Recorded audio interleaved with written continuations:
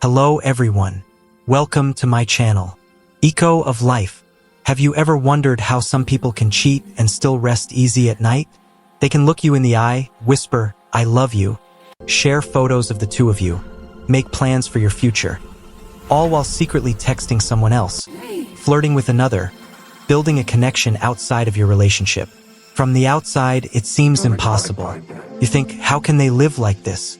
How can they split themselves in two? Why don't they collapse under the weight of their own guilt?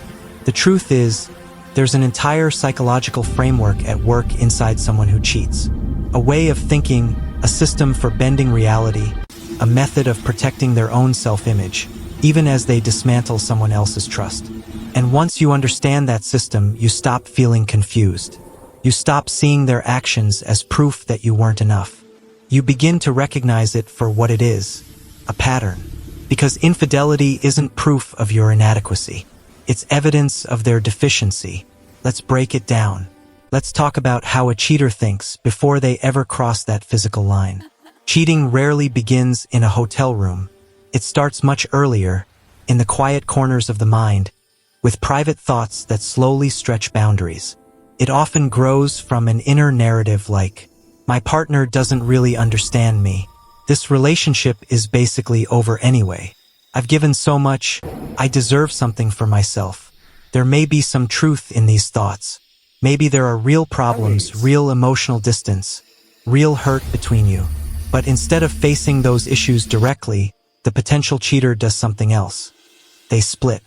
On one side, "I'm a good person. I'm not the kind of person who cheats." On the other, "I'm talking to someone I shouldn't. I'm hiding things. I'm crossing lines." When your actions don't align with your values, your brain experiences discomfort. Psychology calls this cognitive dissonance, the mental tension that arises when your behavior conflicts with your self-image. A healthy person tries to resolve this by changing their behavior, ending inappropriate conversations, having difficult talks with their partner, setting clear boundaries. But a cheater often takes the other path. Instead of changing what they do, they change how they explain what they do. It's not that serious. Everyone does this. If my partner really loved me, they would have noticed I'm unhappy. This is where another concept appears, moral disengagement. It's the process of switching off your own moral compass so you can do something you know is wrong, without drowning in guilt. Before the cheating even starts, the mind is already at work. Shifting responsibility, softening edges, blurring lines until the boundary no longer looks like a boundary at all. So what makes someone more likely to cheat? Not everyone with relationship problems strays. Not everyone with the opportunity does. What sets them apart? Psychology points to recurring patterns. One of them is attachment style, how we learn to love and be loved based on early relationships. Research shows that people with avoidant attachment, who pull away when things get too close, and those with anxious, unstable attachment are more likely to cheat than those with secure attachment. Why? Because closeness feels both comforting and threatening. They crave intimacy but also want an escape route. Cheating becomes a distorted solution. I'll keep my main relationship so I don't feel alone, but I'll keep something on the side so I don't feel trapped. Of course, it's not a real solution. It's avoidance in disguise. Another set of traits often linked to cheating is known as the dark triad. Narcissism. I'm special. The rules don't apply to me. Machiavellianism. People are tools to be moved around. Psychopathy. Low empathy, low guilt, high risk-taking. People who score high in these traits are more likely to lie, manipulate, seek novelty, and yes, to cheat. Does that mean every cheater is a monster? No. But it does mean this: if someone has a strong sense of entitlement, low empathy, and a habit of using others, infidelity fits easily into their worldview. Add impulsivity, a hunger for excitement, or a low tolerance for routine, and the temptation only grows. The brain plays a role too. Starting a secret connection lights up the brain's reward circuits. Dopamine surges.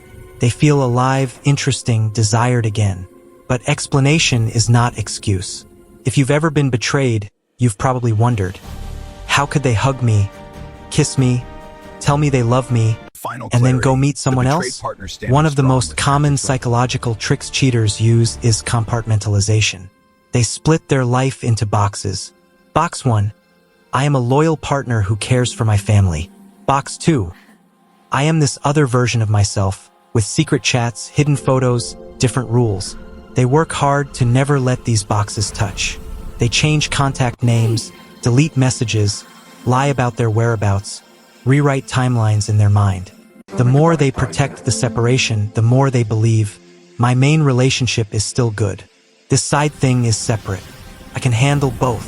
In reality, it's the same person living both lives.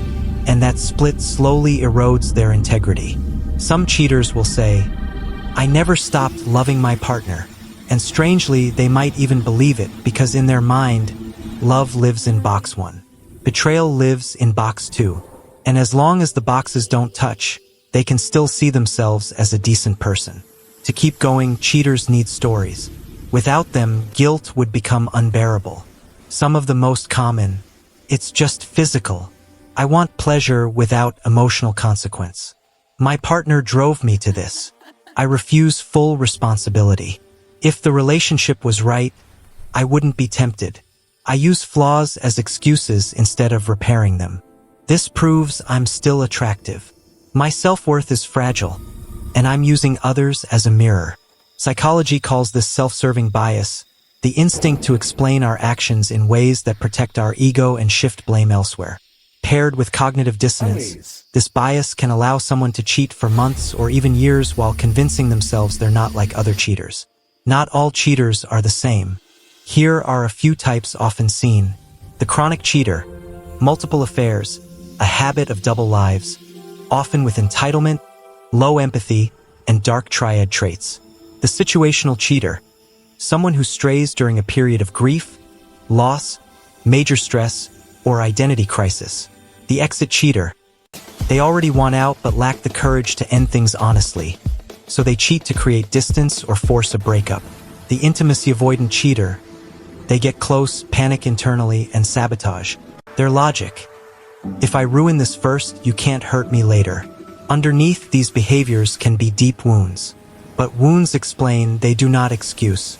Today, cheating often starts with small things. Alike during the affair, many cheaters live on a roller coaster. Before, anticipation. During, high energy, feeling desired, escape from monotony.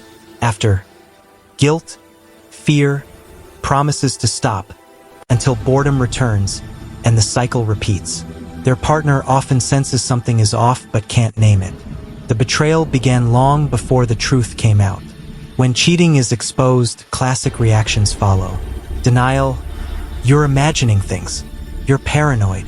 Minimization, it was only once. It didn't mean anything.